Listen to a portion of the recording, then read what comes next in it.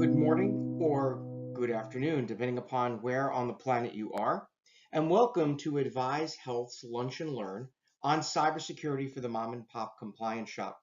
My name is Eric Rubenstein, and I am the Director of Litigation, Fraud, Waste, and Abuse Support here at Advise Health. And I'll be walking you through this presentation for the next 30 minutes.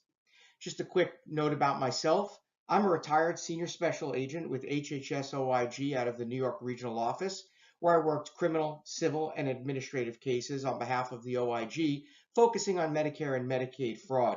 I came over to Advise about 3.5 years ago, where I oversee a lot of work on our provider side with respect to fraud, waste, and abuse issues, things like self-disclosures, proactive compliance, and related things.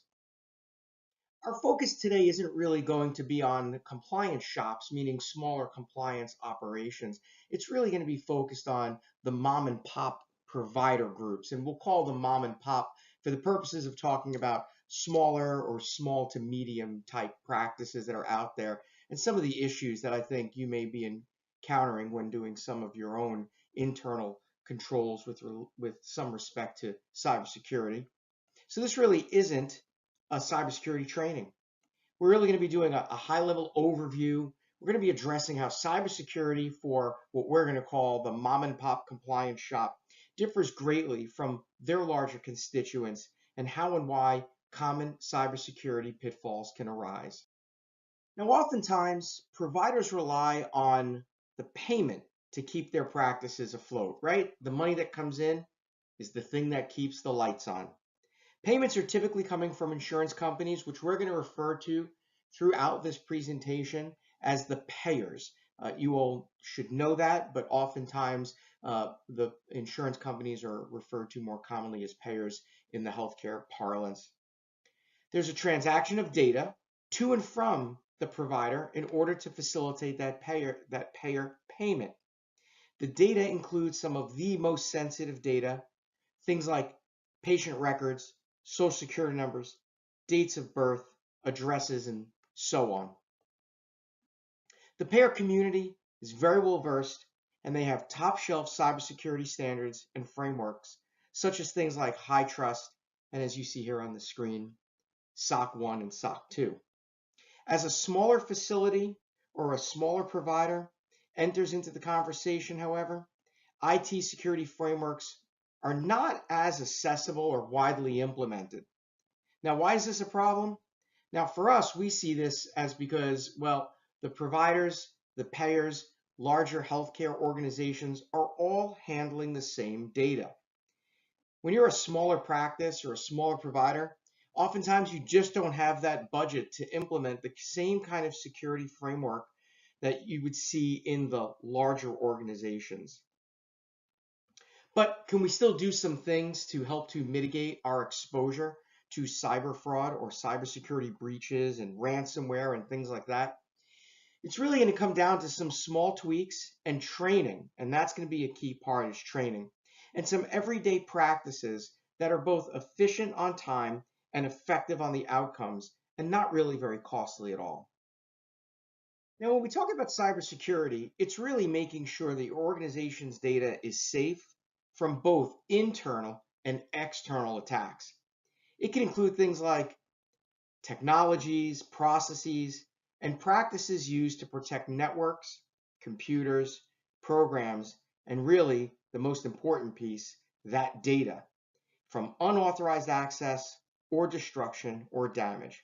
Now, the goal of any cybersecurity strategy is, 1, to ensure confidentiality of that data, 2, protect the integrity of that data, and 3, make sure that the data, the technologies that are being used are going to remain available during a time when there might be a hack or a cybersecurity threat.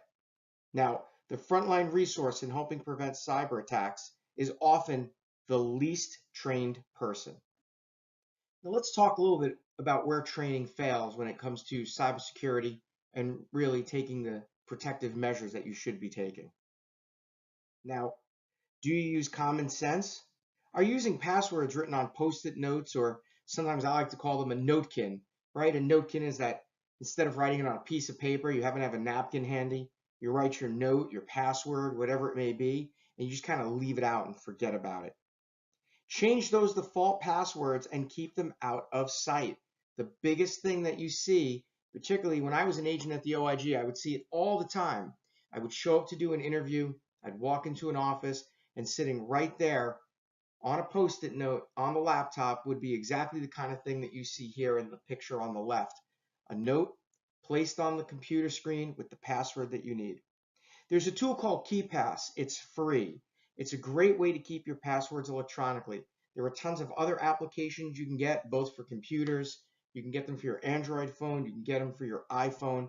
Well, most of them, if not all of them that I've seen, are free. There's a lot of them that have great features that you can get built in, which will cost you a little bit of money, but sometimes it's worth that couple of extra bucks to get something in which you really only need to know one password. Something like KeePass will maintain all of your passwords, so you really only need to one here. Now, what we're looking at here on the right is a bunch of unencrypted devices that are plugged in. Yep, you need to charge your phone, but you should not be charging your phone on the work computer. Now, there are always those safeguards that you can take that really don't cost any money or cost very little money. Number one, verbal communication. People tend to get a little bit of verbal diarrhea when they're in the office setting, when they're talking with different people in the office. And you got to keep in mind that you can violate HIPAA by having a conversation involving confidential information when you're having that conversation.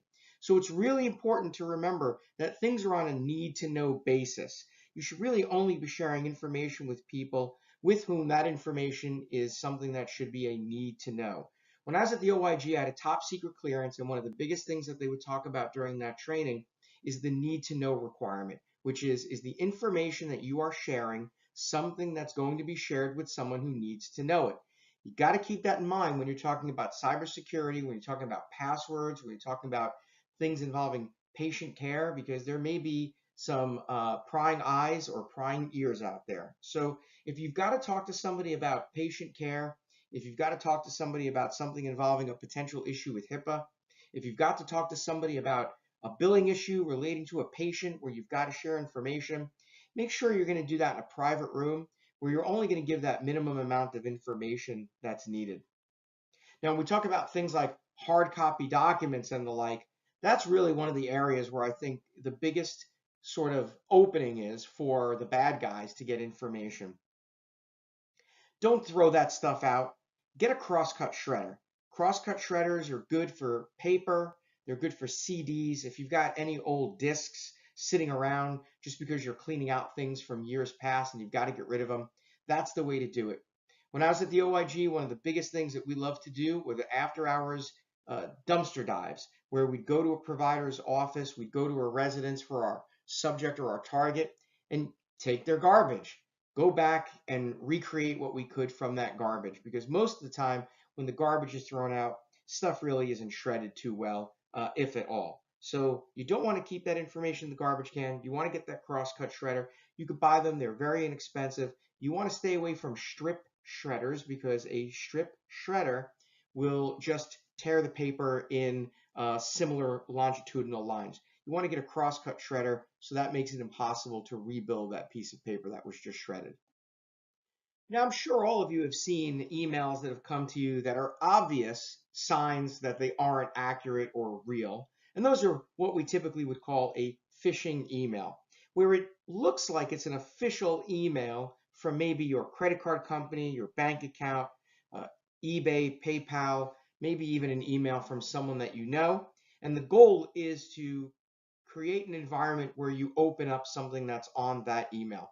Now, I'll tell you, just last week or so, I received an email from a client, or what I thought was from a client, that had an attachment that it implied that it was an invoice. It was an Excel spreadsheet, and it said invoice as the title of the document. Now, I didn't open it because what was interesting was it was a client of Advises, meaning that we would be billing that client, not the other way around. So it took me by surprise. It was an actual email from the email address of my client. So I reached out to the client and I said, hey, by any chance, did you send anything to me relative to an invoice that we may have sent you? And the client came back and said, no, they were hacked and it was an actual email from their email server. So you have to keep in mind that if it seems too good to be true, it probably is. And that's one of the things you always need to know. Know who your clients are, know where your information is going to be coming from, and know where your information was going. The fact that I knew this client well enough to know that there wouldn't be any instance in which I would have to send an email to them where they would reply back with an invoice was obviously something that I thought was kind of suspect. So you always want to be sure that when you're seeing these emails before you open them, that it's an email that's coming from a known and trusted source, and that either the title or the caption or maybe even the document that's there appears to be legitimate and really is legitimate based upon that relationship that you have with that client. Here's a great example of a phishing email that was sent out. It's pretty widely available on the internet to see as a training tool, but you can see here that this is supposed to be an email from the University of Otago, but you can see that they spelled university incorrectly. You can also see that the link that's in there is actually a bit.ly type link, which means it's not really an email with a link that's going to the University of Otago. And there are just enough things here that are showing that this isn't accurate. For example, you can see that even though the email purports to be from the Otago University Help Desk, you can actually see that there's an @UWM. Oftentimes, if you hover over an email address, you can actually see the true email address that's behind it. You'll see that a lot on your phishing scams where it'll be a Gmail address or something along those lines. So instead of clicking on a link, type a site name into your browser, such as paypal.com, and see what comes up so that you'll know what a legitimate looking website would look like. Never send sensitive account information by email, particularly things like social security numbers, account numbers, or passwords. If someone calls you on the phone on a sensitive topic and you're not expecting them to call you and you're not scheduled to speak to them, thank them, take their callback number, hang up, and call them back using a number that you know is correct. For example, if you have somebody that calls you and wants to talk about your credit card, get a phone number from them, hang up, call your credit card company using the number on the back of the credit card, and use that as your point of contact for having your discussions. Remember, if someone from the credit card company is actually calling you or the bank is actually calling you, there'll be a record of that contact with you. And if you call the general 800 number for your bank or your credit card, for example, they'll be able to route you to the person that you need to talk to or have a record that that call was actually made. You get these emails, don't open them. In some cases, the act of opening the phishing email itself may cause you to compromise the security of your personally identifiable information on your device, or your PII. Delete that email immediately to prevent yourself from accidentally opening that message in the future. If you delete it, you're never going to have to worry about having clicked on something by accident. If you get that email again, you're going to be able to block it and click it because you'll recognize it. Don't download those attachments.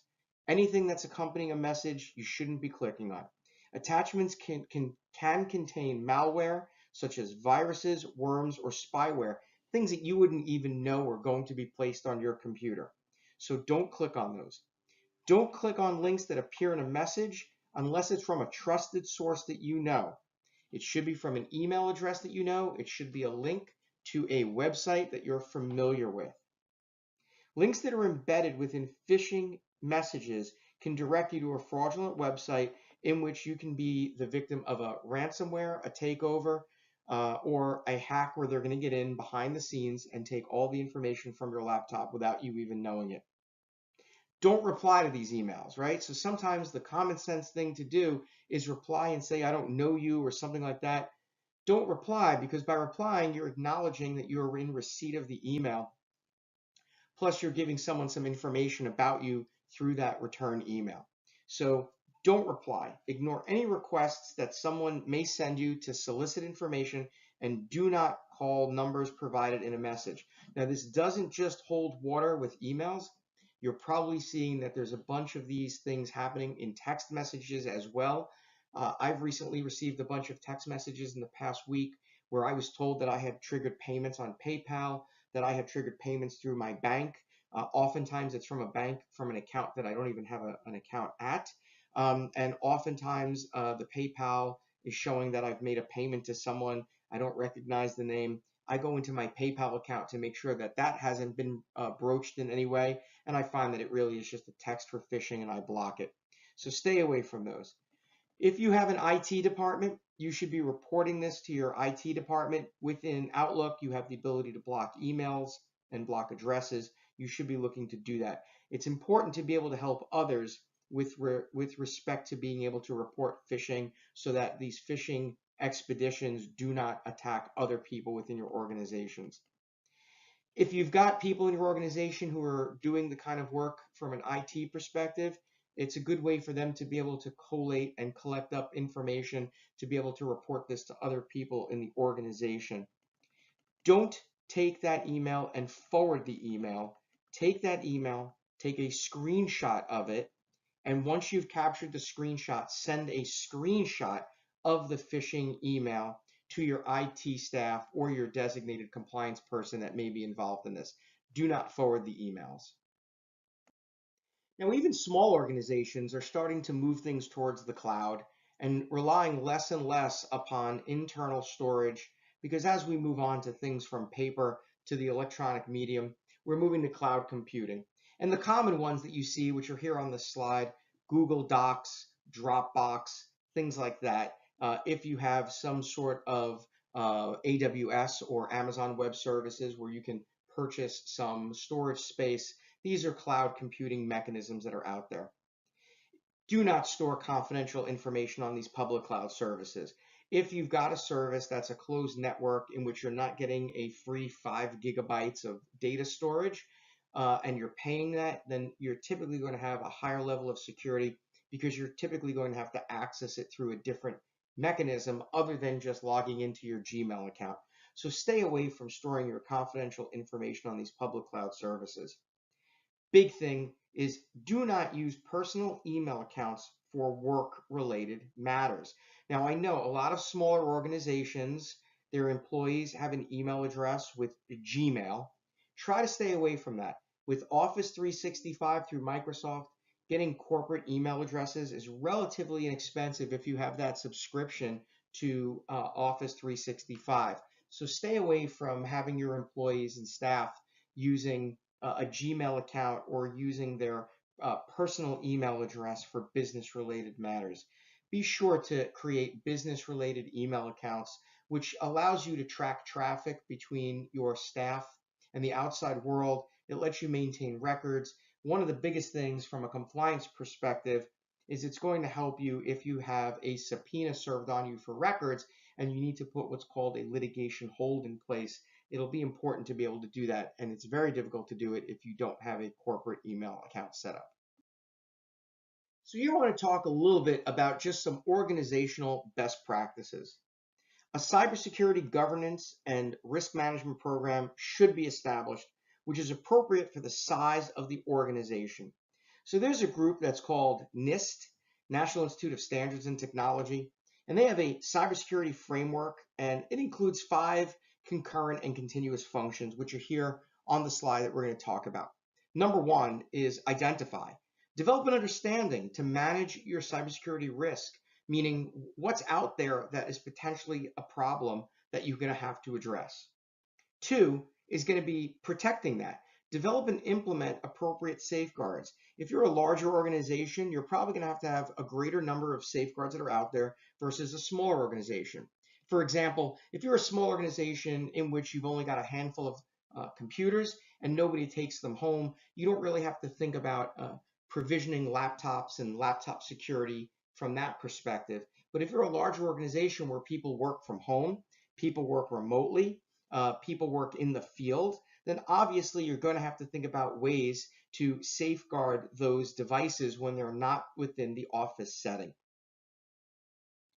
3 is detect. And really we're talking about this, the development and the implementation of ways to identify the occurrence of a cybersecurity threat. And that could be whether it be having virus software, whether it be sending out practice phishing emails and seeing if your staff open them or not in ways to be able to detect whether or not something has happened and it shouldn't be. Next is responding. It's really important to develop and implement ways to act when a cybersecurity incident is detected. What is your organization doing if there is a cybersecurity breach? What are your sort of safeguards? What are you doing to shut your system down? What are you doing to stop the continued leak of data and information as a response to a hack that has been identified? How long did it take for that hack or that breach to be identified? And then lastly, which is the most important thing for business operation and sometimes what they call COOP, continuing operations, is the recovery. Do you have and have you developed and implemented ways to maintain resilience for future attacks? But just as important is what are you doing to restore the services that were impaired? Now, oftentimes people have redundant systems in place as a backup. But keep in mind that if you've suffered a breach as a result of malware or a worm or something like that, it is likely that whatever information you had in your backup may also be infected. And so it is important to remember that if you are going to try to restore your systems through a backup, you must clean your backups up first from any of the things that were placed into your systems to cause that cybersecurity breach to occur. It's not just about shutting your systems down and restoring them with that backup. The backups are great, but the backups are only going to be worthwhile if they've been protected properly or if they have been scrubbed of the thing that caused the breach to begin with. Now, early on, I talked about the fact that education and ongoing training are an important piece of the puzzle. Ongoing education to every employee on technology risks should be part of the management framework. You should be providing ongoing and updated training on a regular basis to your staff on what are the latest threats that are out there. Part of that training and education should be regular cadence of testing the system, meaning having test phishing emails sent out, having test false text messages sent out, and walkthroughs to ensure that your staff are not leaving post-it notes and things of that sort out. When I was at the OIG, we would take painful steps to ensure that we weren't leaving HIPAA protected information out. It is not uncommon for government agencies and corporations to have what we would call a clean desk policy, meaning that when you're not at your desk and you're not working in the office that day, and at the end of your work week, your desk is clean of everything that was on it, except for blank papers in some cases. So it's important to consider whether or not you wish to implement something like a clean desk policy, which will allow you to ensure that any protected information that could become part of a visual breach from someone walking by and seeing it when they shouldn't is going to be protected. Meaning are the documents, are the peripherals, whatever it may be, are they being put away from the view of people and locked away? User account management rules and policies for all levels of users should be put in place. Not everybody should have access to everything.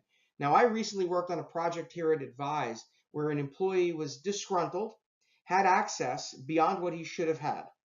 He went into the system and he downloaded spreadsheets of billings to various commercial and government payers, and he emailed those billing spreadsheets on his work computer to his personal email account. Now, a couple of things. One, he had legitimate access to the billing records. The problem was that his computer allowed him, because there weren't proper protocols in place, allowed him to access his Gmail account and in turn allowed him to attach the spreadsheets to a web-based email platform, which was Gmail, and send these out. Now, had there been some platform controls in place which wouldn't have allowed Gmail to open up on his laptop, he would not have been able to do that. Now, that's not to say that someone isn't taking their cell phone and potentially taking photographs and things of that sort. You could get very creative, so to speak, and create a system where employees have to lock their cell phones up upon entering certain portions of the work area and things of that sort. That was not uncommon in the government when you were entering certain areas in which top secret information was being shared. So you have to think about the information you've got and the potential exposure of that information. So it's important to understand that there are going to be procedures that your IT department or your outsourced IT department can do to ensure the timely discovery of security incidents, meaning that when someone opens up a browser to something like Gmail, that it can be locked down very quickly. When we're talking about data management, you've got to have the establishment of an effective procedure to manage those repositories. Who's going to have access? Where is that data going to be stored? Where is it going to be recovered if it needs to be restored? And just as important is media. And do you allow media? Do you allow thumb drives to be plugged into the laptops and desktops in your office? In many instances, you don't want peripherals to be part of that metric. You don't want people to be able to plug their thumb drive in. You don't want people to be able to plug their iPhone or their Android into their laptop to charge it. You just want to try to stay away from things of that sort. IT security and risk management is an important part of the metric. You've got to not think about spending the money on that versus spending the money on something that you think is more important. It's just as important. It's a process that maintains the integrity of the information. It protects your IT assets.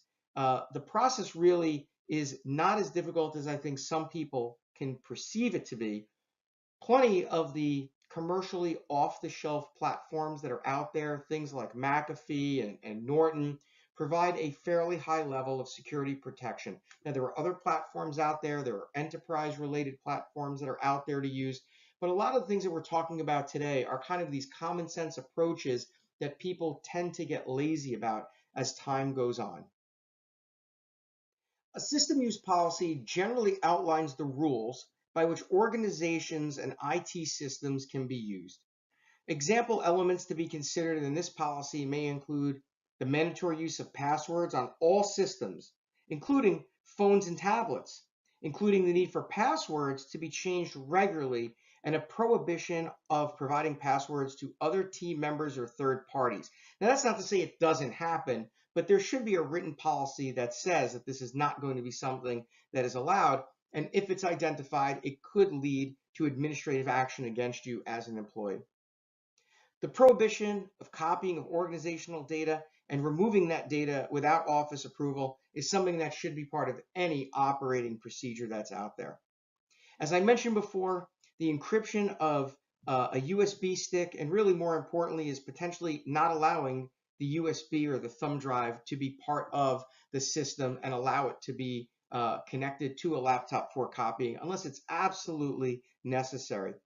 The physical security equipment, I cannot stress enough.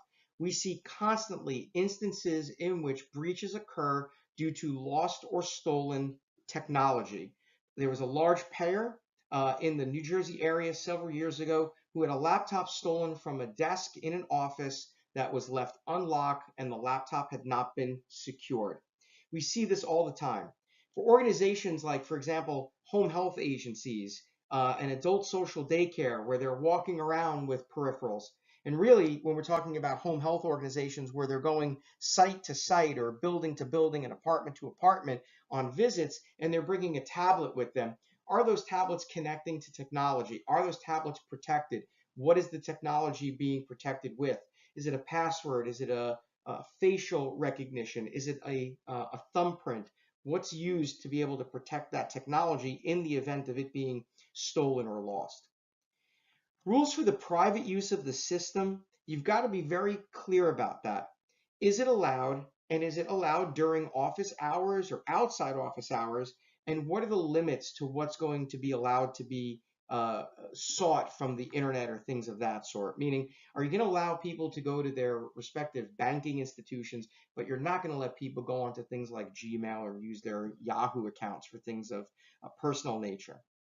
The big one, which is coming to fruition pretty commonly now, are the multi-factor authentications, meaning that you put in a username and a password, and it is followed up with a text message or an alert from an application that's on your mobile phone, your iPhone or your Android, where there's an application that you have to physically go and tap, yes, you approve this. That's a great way to stop someone from being able to access if they have a password and a username, and there's still this multi-factor authentication, meaning that if someone has been able to steal a username or a password, the second half of it still needs to transpire in order for someone to get access to that information.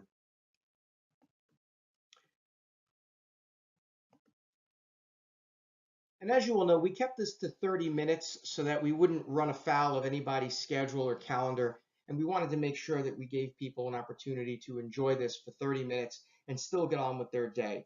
So let's keep this conversation going. In an effort to keep the time at that 30 minutes, what I'd really like is if people had any questions, comments, or concerns, feel free to shoot me an email at my email address, which is on the screen right now, and I will get back to you as soon as I can. You can find me on LinkedIn, where I'm pretty prolific, talking about a variety of topics within the healthcare fraud, waste, abuse, and litigation area. Feel free to reach out to us on our website, advisehealth.com, and we're on all of the social media platforms. I thank you very much for taking the time out of your day and look forward to having you join us again on some of our future webinars. So please keep your eyes open for those coming up soon.